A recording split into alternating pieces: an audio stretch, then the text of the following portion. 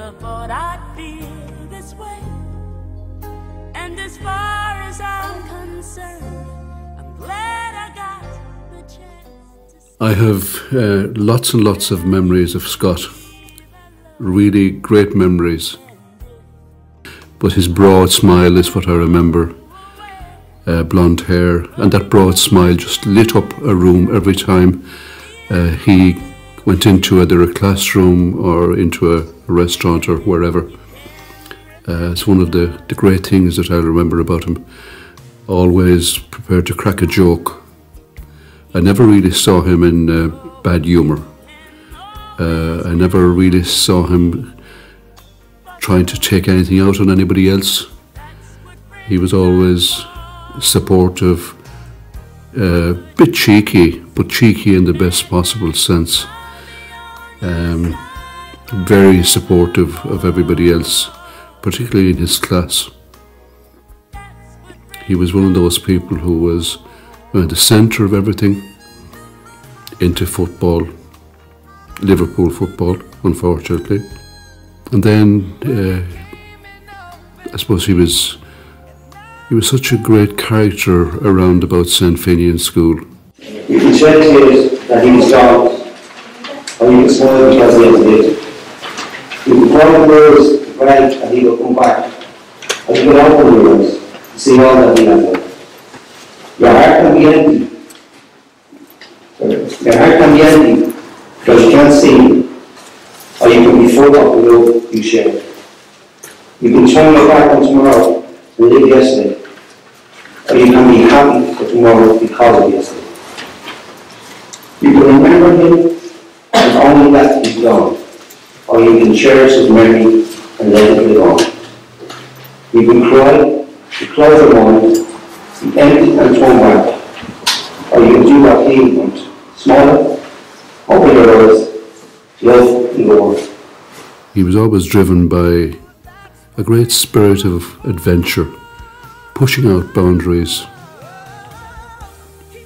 And he used to spend much of his summer holidays with his dad in America. And he obviously loved America. The only thing that he loved more than America was his mother.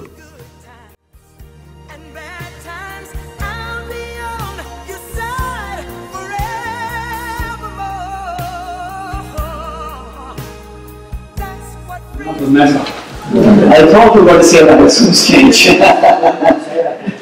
A messer, right? Anything else? Loud. Charmer. Messer. Great friend. Good friend. Anything else? Keep going. Just always funny. Always funny. Always funny.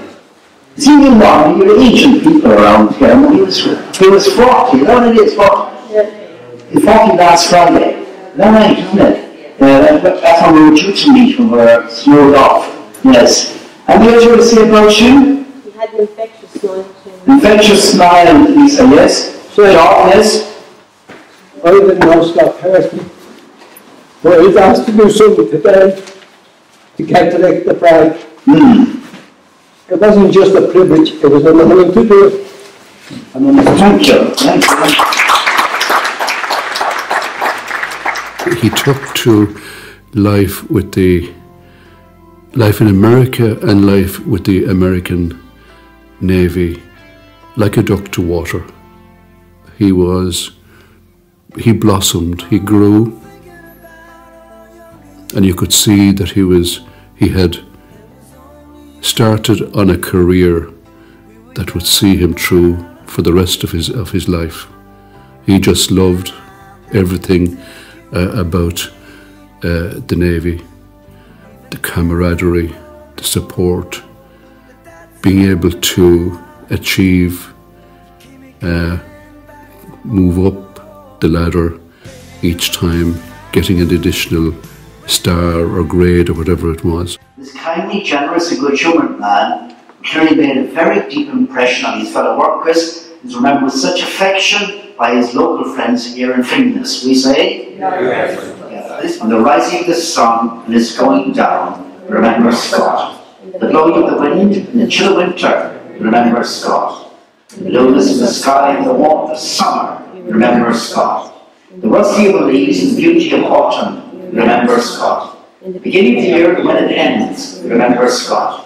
Though we are lost and sick at heart, remember Scott. So we have joy to hear and to share, remember Scott. So long as we live, shall Scott live. He was a part of our lives. He fell in love with the woman who became the love of his life, Annalisa. And I remember he talked to me about that too, and he sort of suggested that I might meet Annalisa, and I could see again what they saw in each other. Both of them had that lovely, broad smile. He had little or no Italian, Annalisa had little or no English, but they got on like a house on fire from the very, very beginning. They were real soulmates from the beginning. Scott, in your words, was all passion. In your face, was all gentleness. In your laugh, I heard innocence. In your smile, you saw hope. In your touch, you felt kindness. In your words, you heard honesty. In your arms, you felt both. In your dance, you saw happiness. In your song, you heard simplicity. In your dedication, you saw strength. In your actions, you saw humility. In your tears, we saw weakness. In your death, we saw your life. I will never forget one evening I got this phone call from Scott's mother, Maureen, where she was literally distraught at the end of the telephone.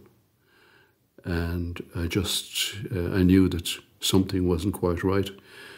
And eventually she said to me, Scott has cancer, and that he will die. And I said, there isn't this hope in hell that Scott is going to give up or give in to cancer or any other disease. If prayer and relics and good thoughts and anything else worked, Scott would have been cured, but it just didn't happen. But just goes to show the fighting spirit of Scott and Annalisa. We tried to give each other that big hug, and we did, but he said, sorry, Pat, I can't hug you like I used to.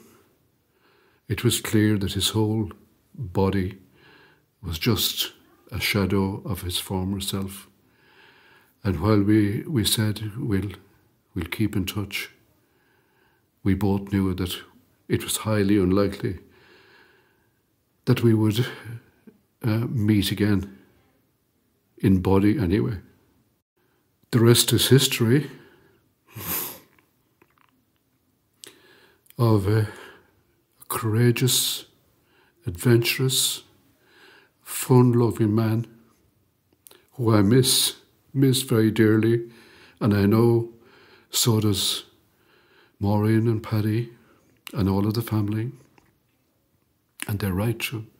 But nobody misses him more, I know, than Annalisa and Connor. Annalisa, I know you're still working with the horses. Keep on working with those horses. Connor is fishing and playing golf. That's straight out of your dad's playbook. Take care. Good luck, Scott. And you know, you'll never walk alone.